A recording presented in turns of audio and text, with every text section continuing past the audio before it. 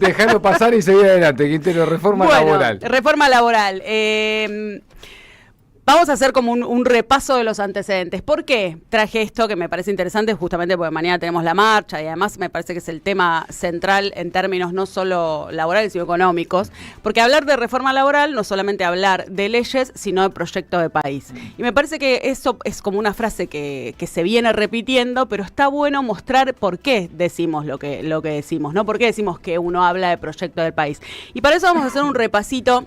Yo traje ahí algunas imágenes para poner en el streaming, un repaso sobre cómo fueron los antecedentes de la reforma laboral en la Argentina. Vamos a arrancar, aunque les parezca un montón, pero vamos a hacer rapidito, por el siglo XVIII, que estamos hablando de niveles fuertes de precarización. ¿Pero por qué hablo del siglo XVIII? No, pero está perfecto, Mari, nos lleva al siglo pasado. Exactamente, y estas condiciones. Porque cuando hablamos del siglo XIX, del siglo XIX, el 1800, estamos hablando de jornadas laborales extensas, ¿no? Estamos hablando de precarización, estamos hablando de trabajo infantil, estamos hablando de ausencia de derechos en el siglo XIX. Y eso se sostiene en gran medida hasta 1943, salvo algunas excepciones, en 1905, que es la ley de descanso dominical, después la ley de accidente de trabajo y el comienzo de empezar a pensar la jornada laboral de 8 horas.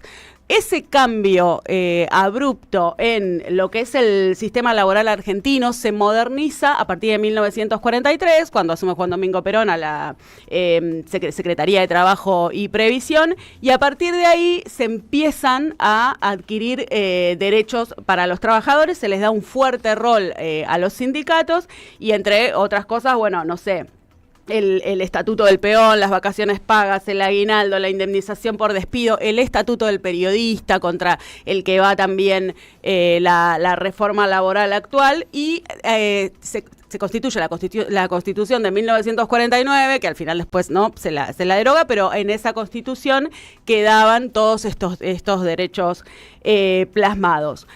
Después, desde 1955 a 1976, en esos sucesos en la historia argentina de gobiernos democráticos y gobiernos dictatoriales. Y la proscripción de Perón. Y la proscripción de Perón, claro. En esa alternancia se mantienen igual gran parte de esos derechos, no se toca, el esquema laboral del peronismo se sostiene y en 1974, con el regreso del peronismo, se dictamina lo que es la ley de contrato de trabajo, que lo que hace es lo que había hecho la Constitución del 49, como que lo vuelve a hacer y plasma todos esos derechos del peronismo de manera constitucional. Y ahí, bueno, se vuelve a reforzarse la protección de los derechos de los trabajadores. Después entramos en la época de lo que podemos empezar a llamar el neoliberalismo en la Argentina, que es la dictadura 1976 hasta 1983, que lo que tiene es una política de flexibilización del mercado, además de una política de genocidio y de persecución,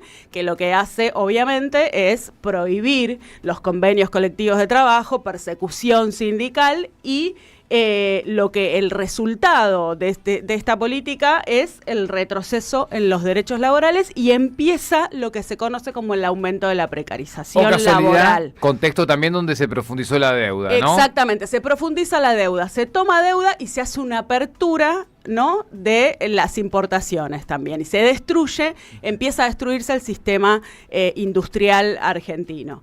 Después tenemos el menemismo. En el menemismo tenemos una reforma per se, digo, una reforma laboral.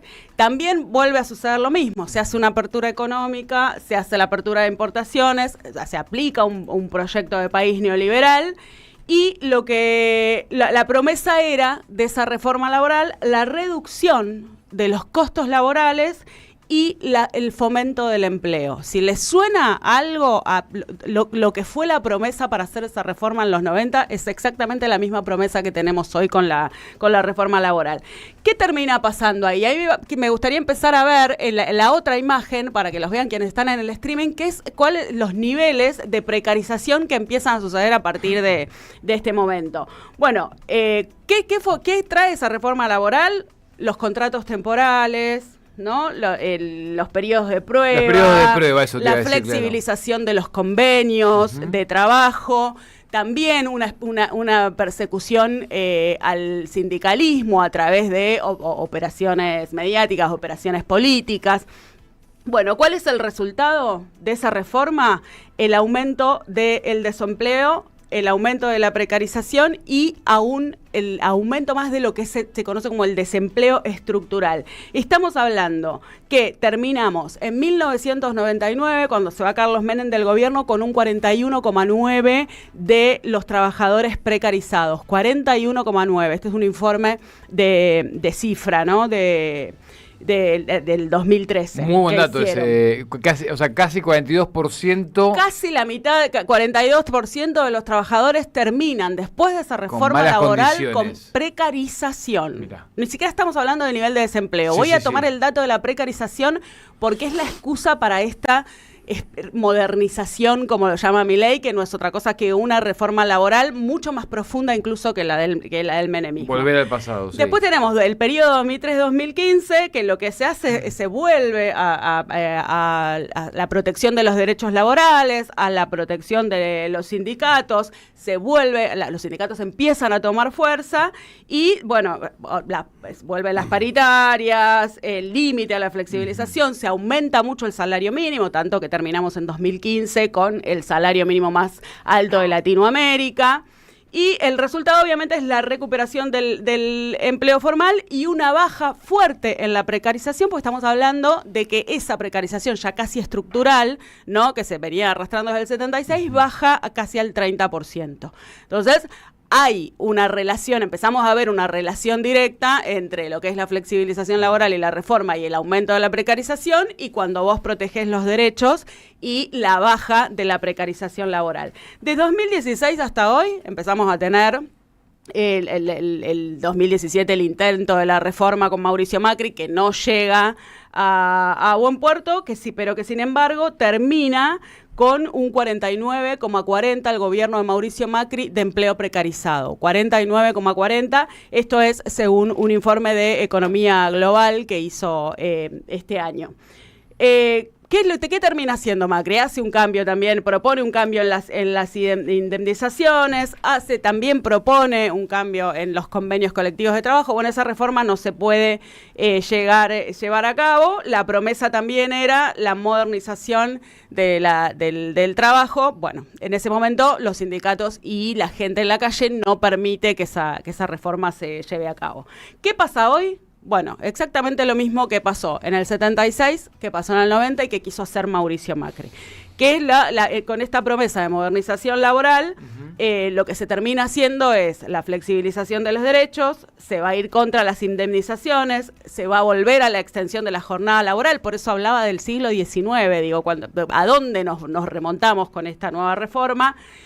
A la desarticulación obviamente sindical también, a través también de la persecución, porque el protocolo de Patricia Bullrich tiene que ver directamente con la detención de manifestantes y de dirigentes sindicales, la suspensión otra vez de los convenios colectivos, que no lo hace como lo hizo la dictadura, pero lo hace esta reforma también, y con el dato de que en esta promesa que nos hace Javier Milei, de que va a hacer una reforma para bajar la precarización laboral y fomentar el empleo, la misma promesa que en los 90, el dato es que hoy tenemos un 42% de empleo precarizado. O sea que 4 de cada 10 trabajadores hoy son precarizados, sin aún llevar esta reforma laboral, que ya está llevada la reforma laboral, de hecho, por el programa económico que tenemos. Por eso vuelvo al inicio. No hablamos, cuando hablamos de reforma laboral, solo de leyes, sino que hablamos de proyecto de país. Bueno, obviamente, el modelo de país del 76, de los 90, el menemismo, el de Mauricio Macri y el actual, el modelo de apertura de importaciones, modelo de reformas laborales y de detrimento de los trabajadores, de los derechos de los trabajadores y los sindicatos, coincide con el incremento del empleo informal y precarizado. Y aquellos gobiernos que no fueron neoliberales, que fueron justamente los gobiernos peronistas y algunos otros en el medio, alguna cosita que sostuvo las leyes de los gobiernos peronistas, coinciden con la baja del empleo precarizado. Completísimo, María Quintero. Muy, muy bueno ante todo la cronología histórica. Es tanto la intención del poder real contra los derechos de los trabajadores, que hay un dato clave que dijiste que tiene que ver con la desaparición de Norberto Centeno en la noche de las corbatas en julio del 76. Roberto Centeno, persona abogado laboralista, la noche de las corbatas, cuando desaparecieron en Mar del Plata varios abogados laboralistas, es el que llevó adelante la ley de contrato. Y no es casual laboral. Que lo que se vuelva a poner de la moda. La hazaña puesta contra los abogados laboralistas en ese caso te demuestra, es la síntesis de todo lo que y es la misma que tienen hoy, ¿no? Y que hoy están hablando de la industria de juicios. Se vuelve a hablar de la industria de juicios. Es exactamente lo mismo. El negocio de la industria del juicio. Y encaramos la recta final de este buen comienzo. Dale. Nicolás Márcico repasa el menú